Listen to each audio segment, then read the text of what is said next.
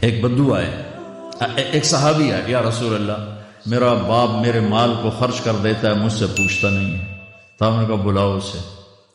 ان کو جب بلایا گیا تو اس نے پوچھا کیوں بلا رہے ہیں؟ کہ تیرے بیٹے نے شکایت کی۔ تو ان کو اتنا دکھ ہوا، انہوں نے چند اشعار پڑھے دلی دل میں، زبان پہ نہیں دلی دل میں، اور مجلس میں آ گئے۔ جب پہنچے دربار رسالت تو جبریل آئے ہوئے، یا رسول اللہ تعالیٰ کہہ رہے ہیں اس کا مسئلہ بعد میں سنیں، اس سے کہیں وہ شعر سنا جو تو نے بیٹے کے گلے میں کہے ہیں، اور اب تیری زبان سے ادا نہیں ہوئے پر تیرے اللہ نے سنے۔ تو آپ نے اس سے فرمایا اچھا بھائی تیری گل تو میں بعد سنوں گا، تو پہلے وہ میں نے شعر سنا۔ انہوں نے کہا اشہد انک رسول اللہ، میں گواہی دیتا ہوں آپ اللہ کے رسول ہیں۔ یا رسول اللہ میں نے دکھ میں چند اشعار زبان سے نہیں دل ہی دل میں دہرائے تھے، اور آپ کے رب نے عرشوں پہ سنا، واقعی آپ کا رب بھی سچا اور آپ بھی سچے۔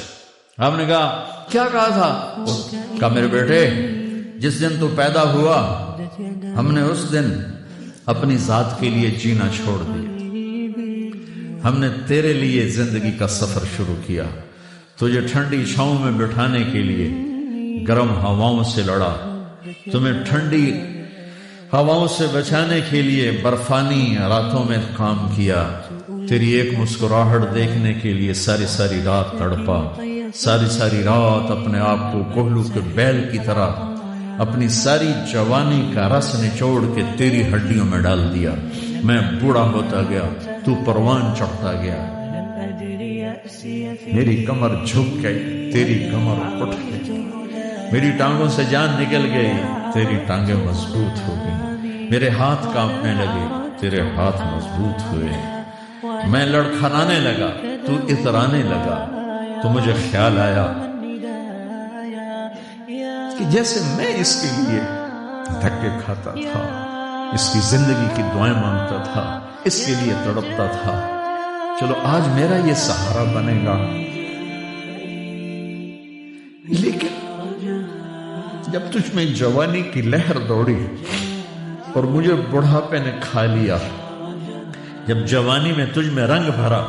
اور بڑھاپے نے میرے رنگ چھین لیے، جب جوانی تجھے سیدھا کیا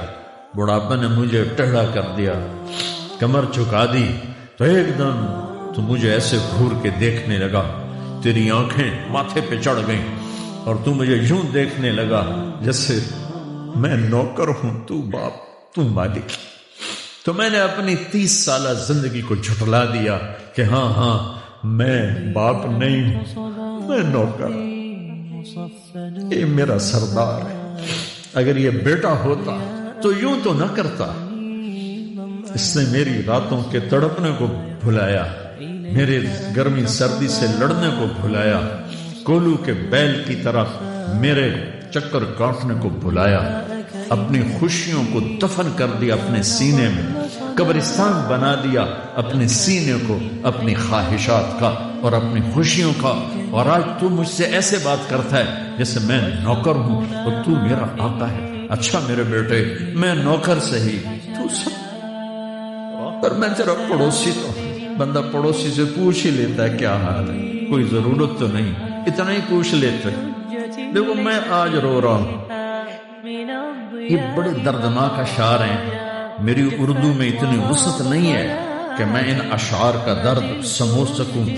اردو کے الفاظ میں، لیکن اتنا بتاتا ہوں کہ میرے نبی روتے روتے ہچکی لگی،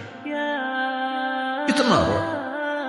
رات میں اس بچے کے گریبان کو یہاں سے پکڑ کر دفع ہو جا، میری نظروں سے دور ہو جا، انت و مالک لابیک، تیرا سب کچھ تیرے باپ کا ہے، یہی باپ آج تمہارے ہاتھوں ذلیل ہو رہے ہیں۔